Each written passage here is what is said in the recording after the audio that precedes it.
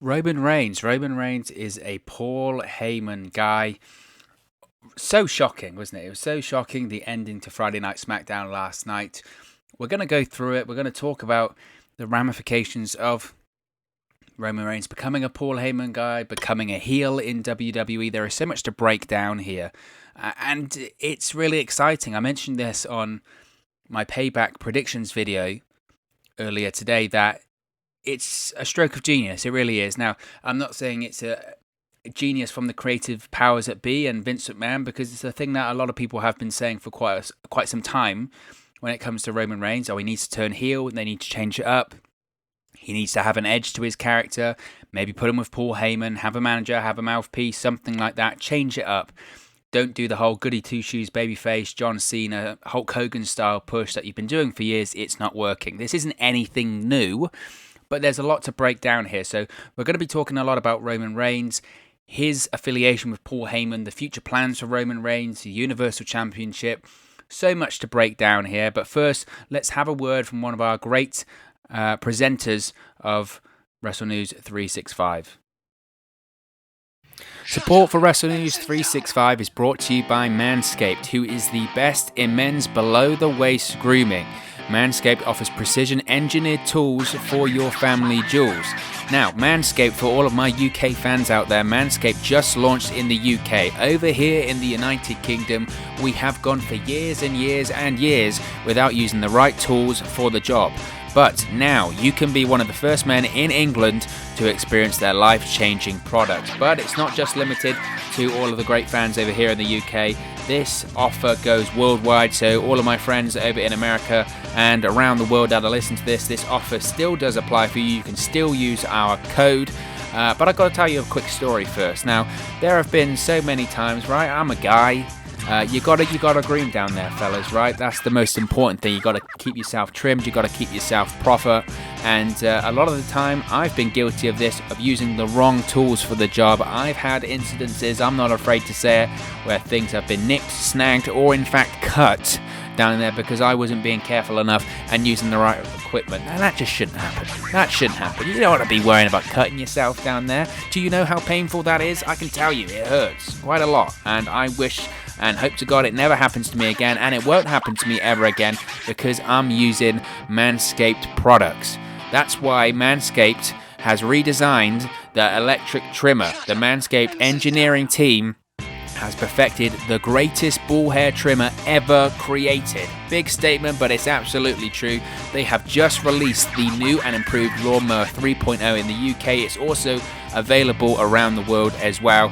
Their third generation trimmer features a cutting edge ceramic blade to reduce grooming accidents. So those cuts and snags that I was telling you about before are a thing of the past. And let me tell you, when I tell you this is premium, I mean premium. The battery will last up to 90 minutes so you can get a longer, perfect shave. And not only that, you don't want to be cutting yourself and trimming yourself all over the bathroom, getting hair all over the place. That's just disgusting. The lawnmower has a waterproof technology that allows you to groom in the shower, so no more mess. And one of the coolest features, one of my favorite features about the lawnmower, is the LED light which illuminates grooming areas for a closer and more precise trimming experience. So you can shave longer, you can shave more precisely, and you can shave in the shower. What more did I need to tell you? They've also upgraded to a 7,000 RPM motor with quiet stroke technology, and let's not forget about the charging stand. You can show off your mower loud and proud because this intelligently designed stand is a convenient charging dock powered by USB. So, if you are listening to me speak right now, I want you to experience it firsthand for yourself. Let's get that bush to tush clean, and you can get 20% off and free shipping. Yeah, you heard me right there. 20% off and free shipping. All you have to do is use the code 365wrestle at manscaped.com. Make your testes their besties. That's 20% off and free shipping. Not only are you getting 20% off, you're getting free shipping as well with the code 365wrestle at manscaped.com. That's 20% off with free shipping at manscaped.com, and use the code 365wrestle. Your balls will thank you. So, Friday Night SmackDown last night. It opened up with Adam Pearce, WWE. I don't want to say executive because he's not. He's a producer, he's an agent, He's one of the driving forces behind 205 Live right now with Dewey Foley, Mick Foley's son. But he's not an executive. He's as I mentioned, he's an agent. He's a producer. But we've seen him in recent months on Friday Night SmackDown. I say recent months. We've seen him for a while, actually. If there is a on-screen authority figure in WWE on SmackDown, it's usually Adam Pearce. And it's funny because WWE have largely done away with authority figures unless we see a McMahon appearance, whoever that may be. But they've largely done away with authority figures. So we see him, Adam Pearce, with security as we open the show. Tells him it's a big night, says that Roman Reigns has returned to WWE. Of course, Roman Reigns returned at SummerSlam last weekend. He also talks about retribution, the fear of retribution and the impending invasion of retribution hanging over everyone's head. Retribution did not show up, by the way, last night on SmackDown. If you check out our Payback predictions and preview video, you'll find out that I believe Retribution will get involved this Sunday at Payback. It's just a matter of what match they get involved in.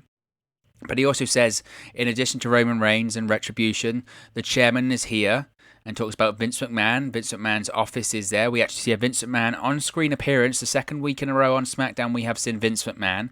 No idea if this is a regular thing or it's something to pop a number or make something feel serious. But he knocks on the chairman's office. He walks in to see Mr. McMahon, goes to shake Vince's hand. Vince McMahon just stares at him. Nope. Obviously, we're living in pandemic times, so he goes for a fist bump. No. Does he go for the pandemic elbow bump? He does. Vince McMahon just stares at him again. Nope, not going to happen. Now, Vince McMahon says that the big dog is back, and he gives Adam Pearce an assignment should Adam Pearce choose to accept. He says that he wants Adam Pearce to get the signatures of Roman Reigns, Braun Strowman, and The Fiend on the contract for the no-holds-barred triple threat WWE Universal Championship match for Payback on Sunday. He also says there'll be a new Firefly Funhouse tonight, and that's the way that Adam Pearce has to get the signature for The Fiend. Vince McMahon also says that he loves Huskus the pig because Huskus burps. He then says you'll need this, and he gives Adam Pearce an outfit, which we'll touch on later on. Now, as I mentioned, Adam Pearce is an authority figure on SmackDown. He's an authority figure I can get behind. I actually can. But I think the major thing that we do really need to talk about here with this opening segment with Mr. McMahon and Adam Pearce is what on earth is going on with Vince McMahon's voice. I mean, what was that? Apparently, Vince McMahon, we know that this guy, I think he's going to live till he's about 150 years old. He's going to break records, and he's constantly evolving. He has evolved so much that his voice has apparently evolved into something that transcends language itself.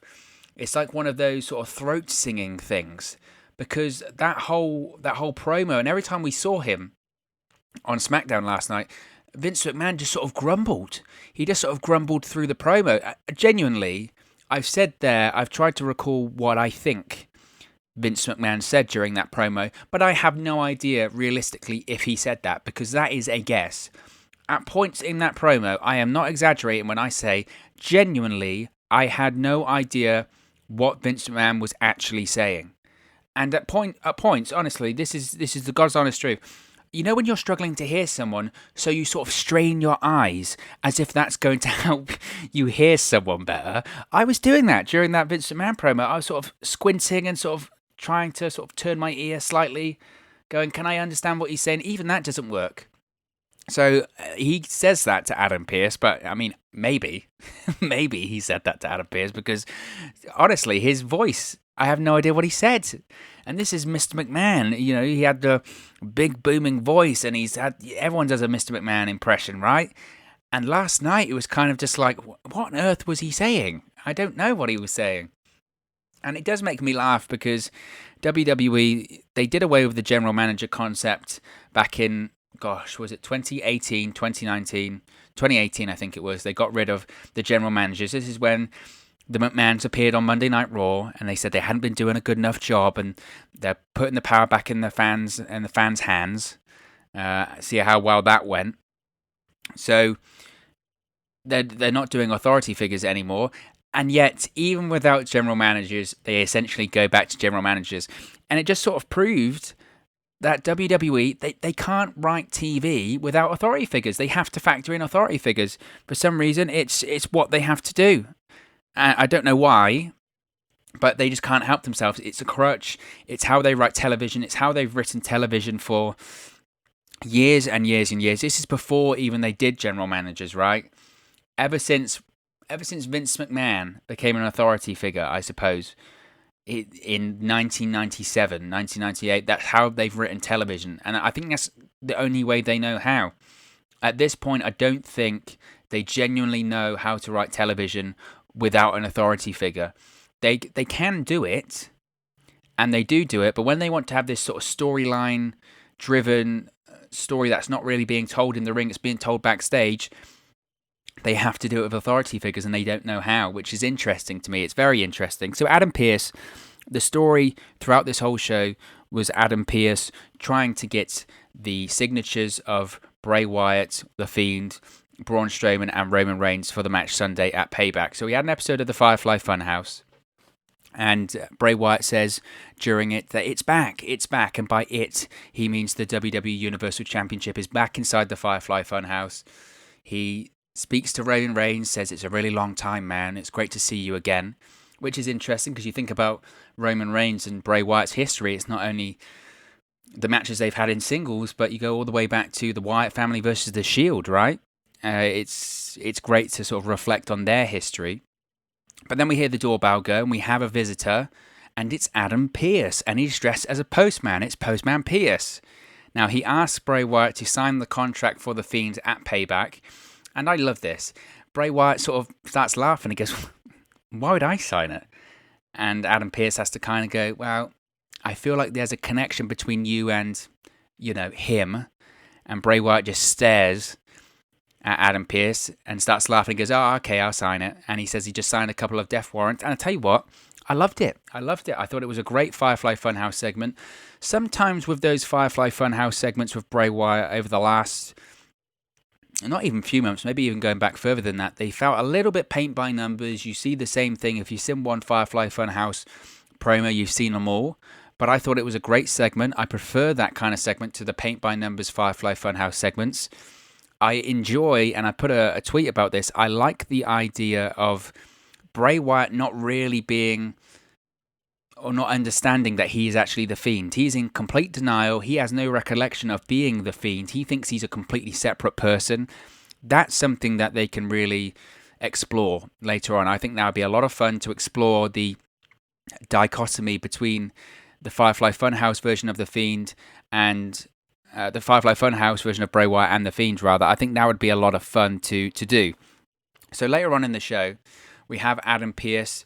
He goes to knock on the dressing room door of Roman Reigns. He knocks on the door about 1 million times. No answer, so he leaves. That was easy. That was easy. I just remember thinking at the time that you've managed to... Last week, Corey Graves said on SmackDown that the Firefly Funhouse existed in an alternate dimension. So Adam Pearce managed to jump from dimension to dimension to get Bray Wyatt to sign the contract, but a locked door with nobody answering, that's it. Adam Pearce, he can't get in there. Well, there's only so much he can do. I thought that was very strange. So who does he go to next? He goes to Braun Strowman. You see Adam Pearce walking around backstage. He's looking for Braun Strowman. And so is Drew Gulak. And Drew Gulak says he wants a piece of Braun Strowman. We see Braun Strowman sort of leaning over a table. And Drew Gulak grabs a steel chair, smashes Braun Strowman in the back. And Braun Strowman, this was the ultimate no-sell. This was the no-sell of no-sells because Braun Strowman did not budge. Now, I tell you, when you've seen this in the past, when they get hit on the back and they don't react. Braun Strowman, not even a muscle, not even a flinch. It was an epic no-sell by Braun Strowman there. Now, Drew Gulak, when he realizes that he's done 0 damage to Braun Strowman here, he gets scared and he runs off, throws the chair at Adam Pearce, and I was thinking, here we go, we're going to see Braun Strowman destroy Adam Pearce here. Not the case. Braun Strowman is asked to sign the contract by Adam Pearce, and Braun Strowman says, no, I'm not going to sign the contract unless I face Drew Gulak in the ring, which felt very strange to me. Now, I understand that Adam Pearce had been asked by Vince McMahon that this is your task and don't fail me. You have to get all 3 men to sign the contract tonight, but why wouldn't Braun Strowman want to sign it? You've just lost the Universal Championship. Surely you want to get that back. So why are you trying to leverage, I'm not going to sign it unless I face this guy? What? What? You want to get the title back, right? So I thought that was a bit strange. So he just doesn't want to be Universal Champion at this point. Maybe. Very strange. But this led to a match between Braun Strowman and Drew Gulak. Braun Strowman was in street clothes, and I say street clothes. It was kind of a mixture between a Jeep and 1999 Michael Hayes with the Hardy Boys. Very strange attire, but he destroys Drew Gulak very quickly, hits a choke slam, running power slam for the victory. You have to say about Braun Strowman, and this is what he's very, very good at as the dominant monster. He is very, very good at squash matches. Squash matches are an art, and I know people will say Drew Gulak deserves better than that. He does.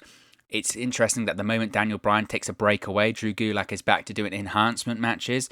I bet he's clearly got that contract signed and extended a few weeks ago. But I thought Braun Strowman looked great here. Now, once the match is done, Braun Strowman walks up the ramp, signs the contract with Adam Pearce. So that's 2 signatures.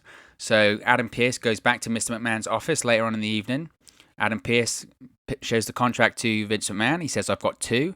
2 out of 3, that ain't bad. And Vince McMahon goes, yeah, 2 out of 3, that ain't bad, except here. Here, that's really bad. Now, he said if he was in Adam Pearce's shoes, what he would do is he would knock the door down. He said he would throw Adam Pearce through the door, and that would be a way of getting into that dressing room. He said, maybe we should do that. Let's find out. And I was a bit confused at this point because how on earth is Roman Reigns the hardest guy to get a hold of out of these 3? As I mentioned, Bray Wyatt, he's a psycho who lives in another dimension.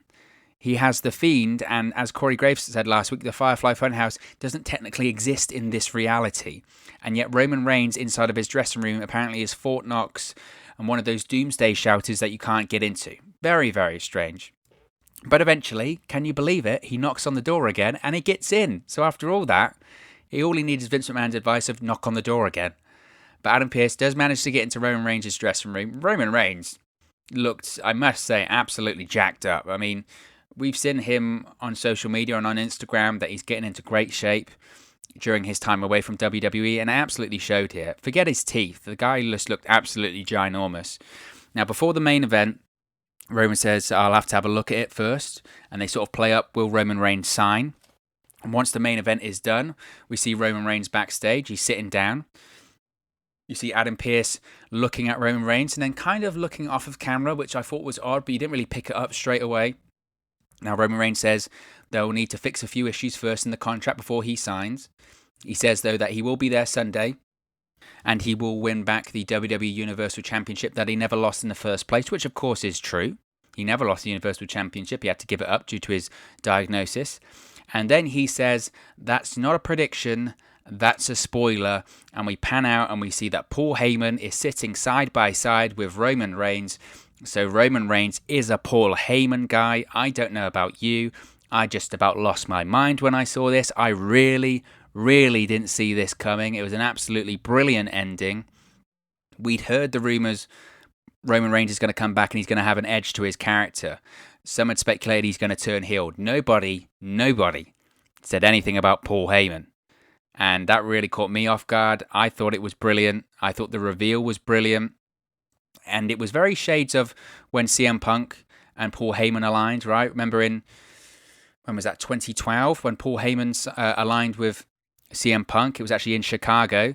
And you had CM Punk get into a car with someone and it drives off. And then you see leaning out the window that it's Paul Heyman. And it was kind of the same thing there. You didn't know officially what was going on there because it just sort of showed CM Punk with Paul Heyman. But the assumption was he's a Paul Heyman guy now. And the Paul Heyman guy term hadn't even existed yet. Well, it kind of did because CM Punk had referenced it before in 2011. But he was officially a Paul Heyman guy. So it was just brilliant. It was a fantastic ending, a brilliant ending. It's got so many people talking. Mostly, I think, AJ Styles. Can you imagine AJ Styles? The heat that AJ Styles and Paul Heyman has is well documented now. AJ Styles has called Paul Heyman a liar. It's one of the reasons Paul Heyman got fired as the executive director of Raw. One of the reasons that AJ Styles moved to SmackDown. All of that sort of stuff. AJ Styles tries to get as far away from Paul Heyman as physically possible. He's on SmackDown. He's having the time of his life. And next thing you know, Paul Heyman's on SmackDown. I bet he was like, you've got to be kidding me. He's going to be filing transfer papers to get back to Monday Night Raw as soon as he can.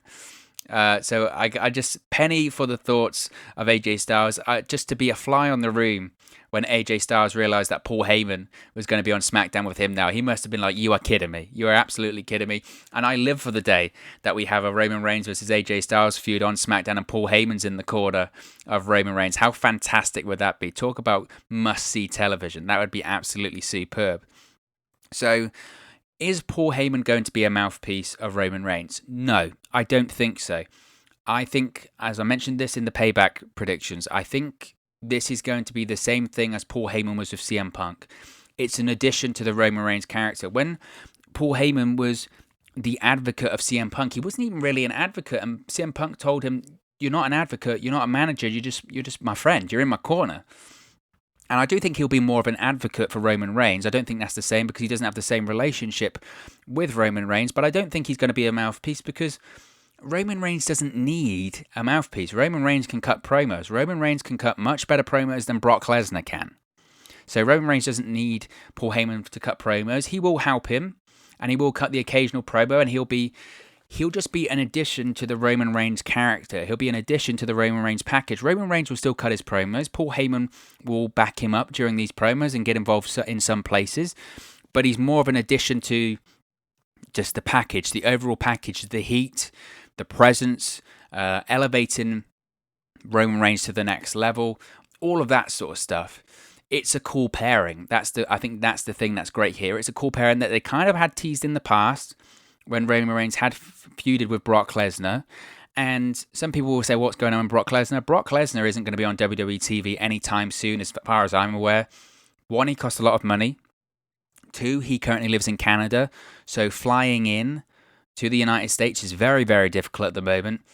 That's the reason the likes of Lance Storm got let go from WWE, because the travel to the US is very, very difficult with COVID, whether it's quarantining, lockdown. It's just very difficult to do. In the same way that Goldberg has 2 matches on his contract per year, Brock has a certain amount of matches per year. If they don't do them this year, it will roll over to next year. So if next year we're out of this whole pandemic kind of scenario, we'll see a lot of Brock Lesnar on WWE TV a lot more regularly. And I think that's what people want. I mean, I know people don't like Brock Lesnar because he shows up and leaves, but with his matches rolling over, we'll see a lot of Brock Lesnar. We might see him nearly every week on WWE TV, and Brock Lesnar's a huge star. If you can get him on TV every single week, that only helps the product. The thing that hurts the product with Brock Lesnar is the fact that he arrives and leaves. If he's on TV every single week, that's a good thing. So I don't think we're going to see Brock Lesnar anytime soon. So you've got to give something for Paul Heyman to do. He still is a talent. He's not the executive director of Raw anymore, but he's still a talent. He still is a worthwhile talent and a worthwhile commodity to WWE. So you have to do something with him. And this is an excellent pairing. This is an absolute excellent pairing. I think this is the thing, and I think this is quite interesting here, is he is being positioned as a heel right now, Roman Reigns. To me, does it make him a heel? No, I don't think it does. I think, if anything, it makes him more popular. I think this makes him cooler. He's wildly popular anyway, Roman Reigns. Forget what you might think, and forget the reactions that he does get from the crowd. He gets that reaction because he is popular. There is no doubt that he's popular. When people boo Roman Reigns, I've always had to explain this to people. When people boo Roman Reigns, I don't think they're booing Roman Reigns himself. This is the weird thing about professional wrestling in 2020, and it has been the case for quite a while now, is that when people boo Roman Reigns, they're booing the writing of Roman Reigns. They're booing the booking of Roman Reigns. I don't think any fan necessarily has a problem with Roman Reigns, the person, or the wrestler. Everyone respects Roman Reigns' ability to work in the ring. Everyone respects Roman Reigns' ability to cut a promo. He's very, very good, and he looks like a star. He acts like a star. What people boo is this 1980s booking of him. If he might as well be saying, say your prayers and eat your vitamins. He might as well be saying that. It's this booking that they had with John Cena year after year after year, whereby it's, I'm good, I'm going to shove it down your throats, whether you like it or not. And I think it's Vince McMahon being stubborn, and that's what the fans were booing. They were like, we like Roman Reigns, we like the idea of Roman Reigns, we don't like the way that Roman Reigns is booked. Do something different, do something creative, do something that's in keeping with professional wrestling in 2020. And putting in with Paul Heyman giving him an edgier character, allowing him to be himself, allowing him to cut promos that he would actually cut if he was talking in real life. That's how you get Roman Reigns over. And I say get Roman Reigns over in a slight way because he is over. He does sell a lot of merchandise. He does get great reactions. He does draw ratings. Last night, SmackDown ratings were in. It's the highest ratings since April. So in addition to the Thunderdome, Roman Reigns draws. Last time Roman Reigns was on SmackDown, you guessed it, March and April time. He is a draw. The thing that people don't like about Roman Reigns is the booking of Roman Reigns. This overcomes that. This absolutely overcomes that. And as I mentioned in the Payback predictions, I'm looking forward more to Payback now than I was for SummerSlam because you've got Roman Reigns back, but you've also got a different version of Roman Reigns back. You've got something that we haven't seen on WWE TV before with Roman Reigns and Paul Heyman. You've got something different, something as a fan and as a viewer and as a consumer of the WWE content, something that you can really sink your teeth into and get entertained by. That's why I'm looking forward to Payback, and that's why I think this is a stroke of genius to have Paul Heyman with Roman Reigns. And WWE, as I mentioned, has teased this in the past when Roman Reigns has feuded with Brock Lesnar, but Vince McMahon didn't want to pull the trigger on a Roman Reigns heel turn at the time. Now, what you saw at the end of SmackDown was meant to be, by all accounts, an official Roman Reigns heel turn. And as I mentioned, this has all been part of the plan that goes all the way back to WrestleMania, but it was to give Roman Reigns an edge to his character. And although he is going to be positioned as a heel, people in management, Vince McMahon, have finally realized that this will eventually get him to be a fan favorite and get cheered by everyone when fans are back.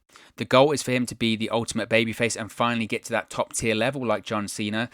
And they finally realized what I've been saying for years. Now, this isn't about me, but this is what I've been saying for years.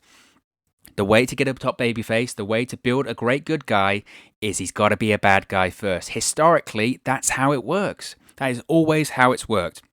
The biggest stars in WWE history always start off as a babyface for the last 20 or 25 years. That's how it's worked.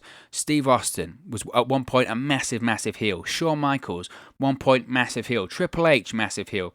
Undertaker started off as a heel. The Rock got over as a heel. John Cena, even John Cena got over as a heel.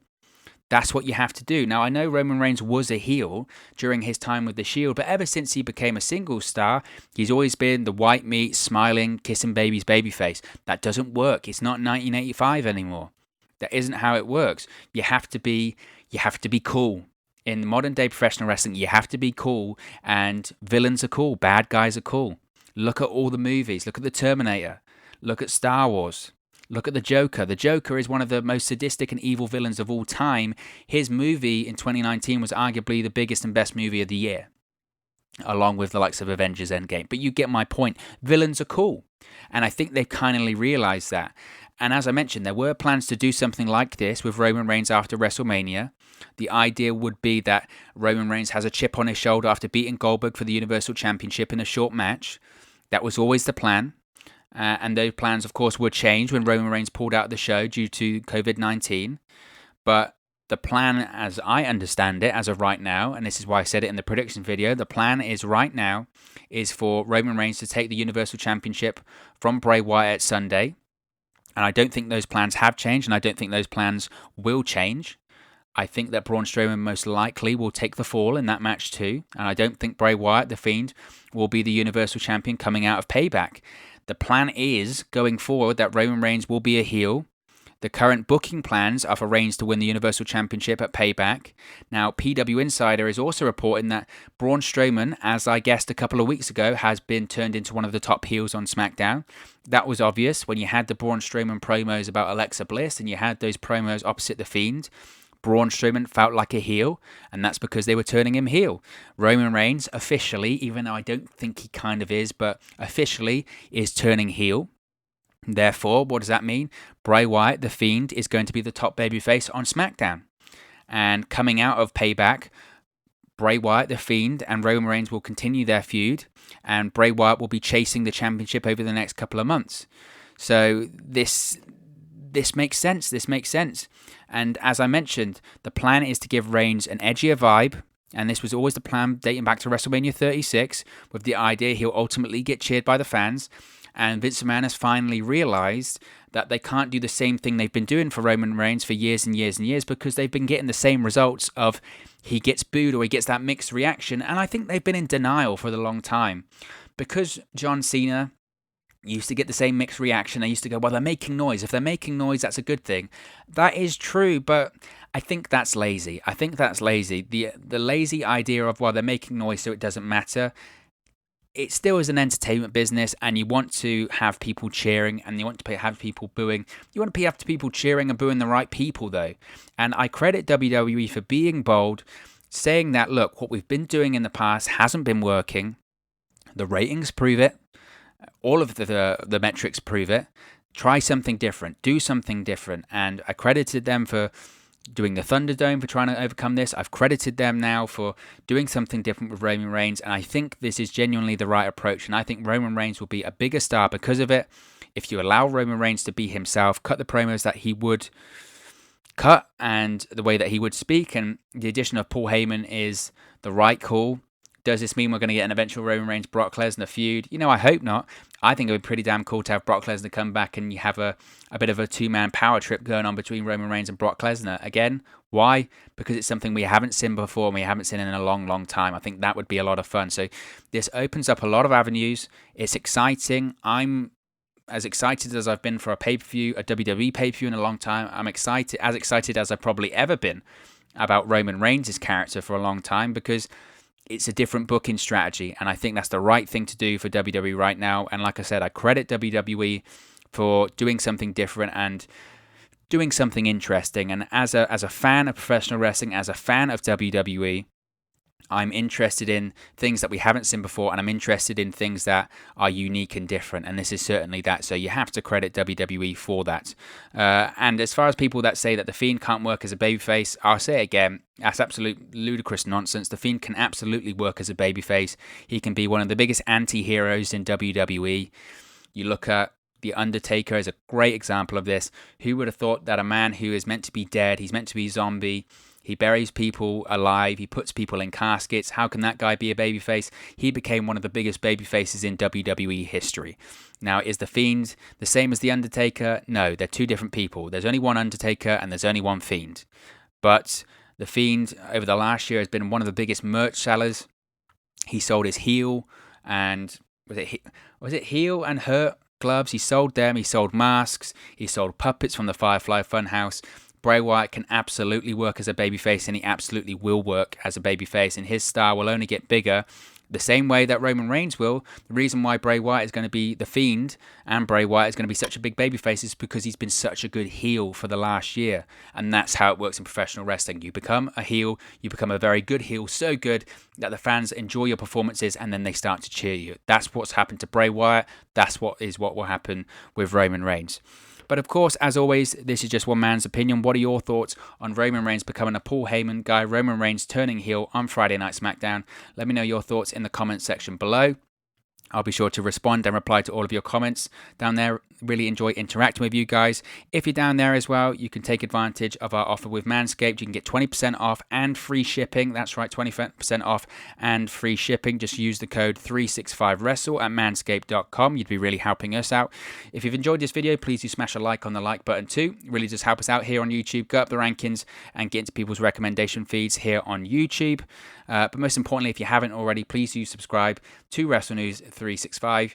You can do that by clicking the bottom right hand corner of the screen right now, or if you wait a few seconds, there'll be a subscribe button at the end of this video along with another video for you to watch. Closing in on 800 subscribers on that long road to 1,000, so if you haven't already, please do subscribe to Wrestle News 365. You can also follow us on our social media platforms. The handles are on the screen right now. The links are in the description box below. It's at 365Wrestle on Twitter and at Wrestle News 365 on Facebook and Instagram. So be sure to give us a like or a follow there if you haven't already. Thank you very much for watching, listening, streaming, or however you come across this video today. And I'll speak to you again very, very soon. Hey guys, thank you for watching, listening, streaming, or however you come across this video today. Be sure to click on the video on the right there to watch our next video, or click the bottom there to subscribe, or the bottom right hand corner. Thank you very much, and I'll speak to you again very soon.